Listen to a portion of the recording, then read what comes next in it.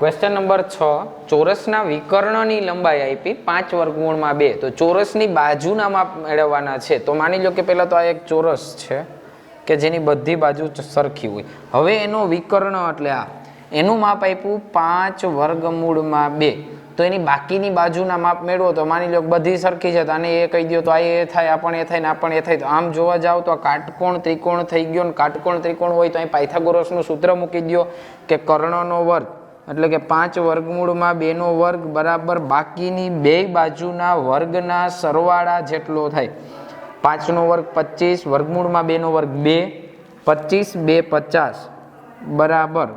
એ વર્ગ વત્તા એ વર્ગ એટલે 2a વર્ગ 2 ને નીચે આવવા દો 50 ભાગ્યા 2 કરો એટલે 25 બરાબર એ વર્ગ પણ આપણે તો બાજુનું માપ જોઈએ એટલે કે એ જોઈએ તો આનું વર્ગમૂળ કાઢી નાખો તો એ બરાબર 5